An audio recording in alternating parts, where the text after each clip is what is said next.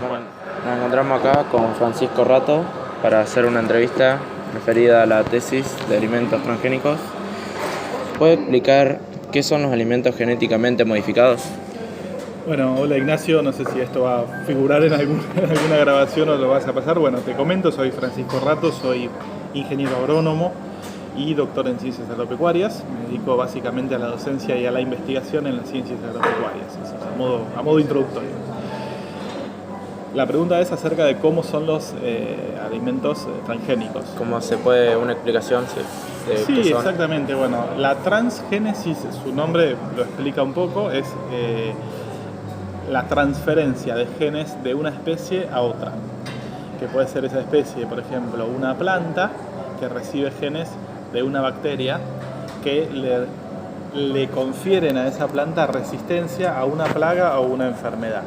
Es decir, el material genético nuevo que se introduce en el genoma de una planta que ya existe proviene de otra especie, que puede ser otra especie vegetal o incluso de una bacteria, como en el caso del maíz BT.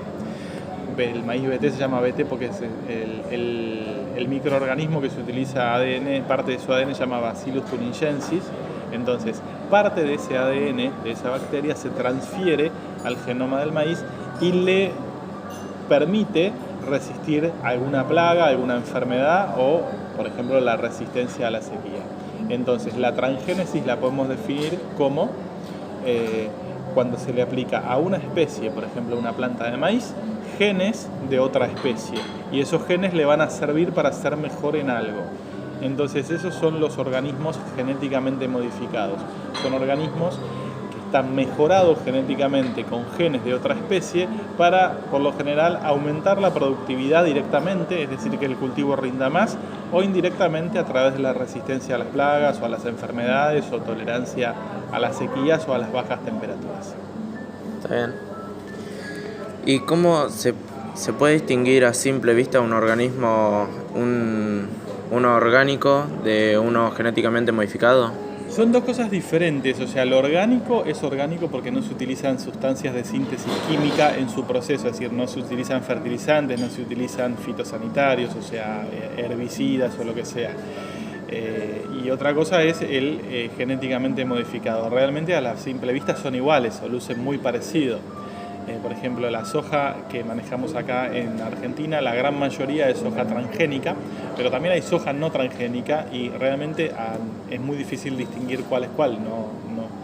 Las especies son iguales, no están modificadas macroscópicamente, es decir, son uno no más puede... cambios microscópicos, digamos. Exacto, son cambios a nivel de ADN que expresan tal o cual característica, pero no son cambios que uno pueda detectar. En el fruto, por eso. Claro, por eso yo te decía lo orgánico, una cosa, o sea, no podés comparar orgánico con transgénico, es decir, porque lo no transgénico puede ser orgánico o puede ser no orgánico. Orgánico se refiere a un modo de producción.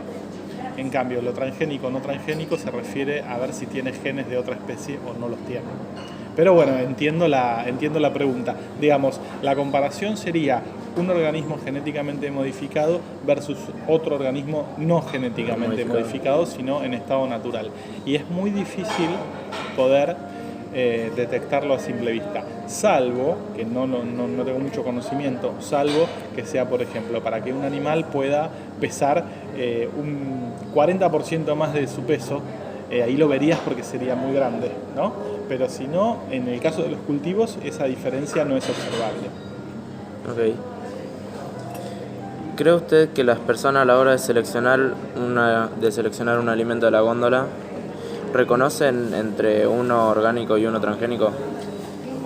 No, por la misma razón que te explicaba antes, no se reconoce a simple vista. Lo que sí siempre está indicado que ese organismo, digamos que ese alimento es orgánico. ¿En la etiqueta? En la etiqueta muchas veces, porque es un producto muy diferenciado. No es lo mismo comprar una papa orgánica que uno sabe que tiene la certificación de que eso se hizo bajo muchas normas, digamos, y no se aplicó ningún tipo de fitosanitario, versus una papa que no es orgánica. Ahora, en la góndola no se explica si son alimentos genéticamente modificados o no. Por ejemplo, uno come una milanesa de soja y uno podría pensar que esa soja con la cual se hizo esa milanesa es transgénica, pero no está especificado. Ok. Y se comercializa mucho en los negocios de nuestro país los alimentos transgénicos y algún ejemplo de alguna empresa mayorista por lo menos. Realmente no tengo conocimiento de cuánto en el mercado hay de transgénico y no transgénico.